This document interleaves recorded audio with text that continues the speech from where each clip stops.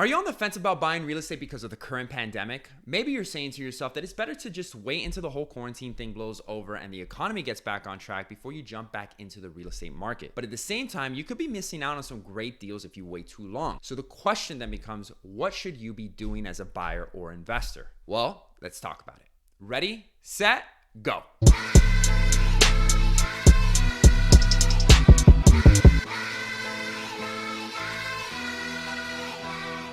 What's going on, everybody? Steven from the Vargas team here again, and as always, I bring you real estate related content to help you elevate your real estate knowledge. So if you're new here, make sure you click on the subscribe button, and it wouldn't hurt if you click on that like button for a change. Just kidding, some of you guys do click on the like button, but for the others, click on that like button, man. Okay, now that those housekeeping items are out of the way, let's dive into today's video. So I wanted to make this video because I'm constantly being asked as to the current state of the market and my 2 cents as to what I think about it.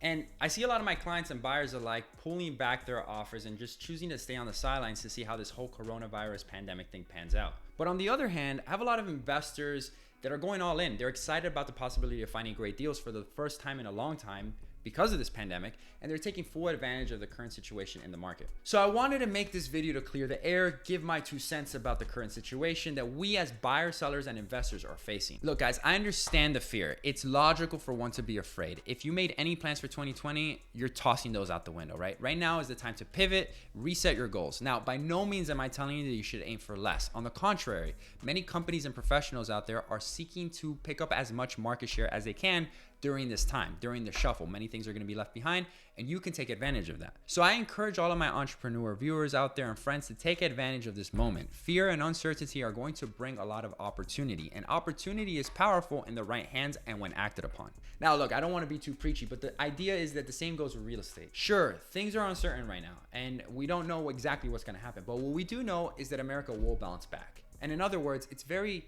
risky to bet against America. You guys remember all those too good to be true stories that you hear at dinner parties about all of those people who bought real estate back in the day and they're multimillionaires now? Yeah, I can almost guarantee you that the majority of those stories and those people were the ones who had the courage to buy during the last recession. So you're probably saying to yourself, the real estate agent is telling us to buy real estate. What a shocker, right? But look, guys, the fact still remains. If you would have bought in the last recession between 2009 and 2011, your home value would likely be increased by 30 to 35%. So history and data is on my side. Hindsight is 2020. And every single time I speak to an investor, they always tell me the same thing. Steven, if only I would have bought more real estate back then.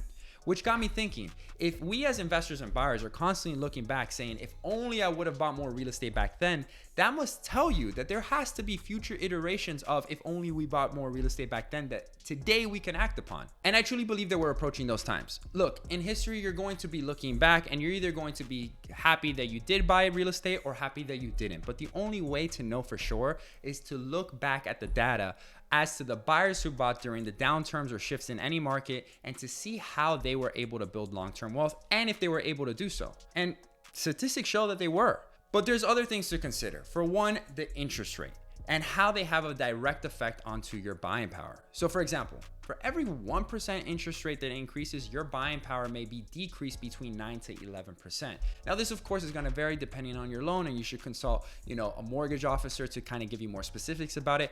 But a round number is going to tell you that for every 1%, you're going to be decreased $30,000 to $55,000 from the purchase power that you can actually buy.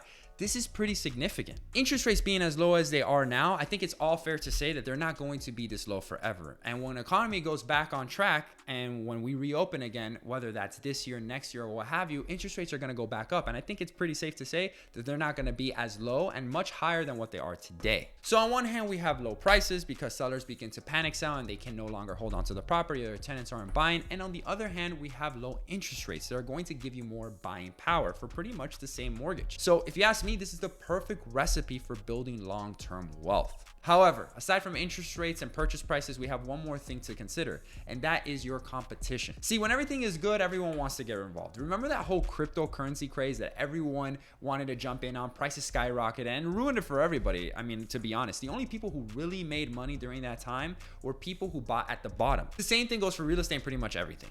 Competition was so fierce and prices continued to go up for so long that investors knew that this wouldn't last forever. And as a result, once the market goes down, only serious investors and buyers would be left. Because of this, pseudo investors and hopeful first-time home buyers are going to be too scared to jump into real estate until prices continue to increase and more buyers continue to join the fray, repeating this whole vicious cycle. Look guys, every market faces its challenges. When the market is good, you have to deal with more competition and higher prices. And when the market is bad, you have to deal with securing lending from banks who are tightening their lending practices. But as the great Warren Buffett or the Oracle has said, be fearful when others are greedy and greedy when others are fearful.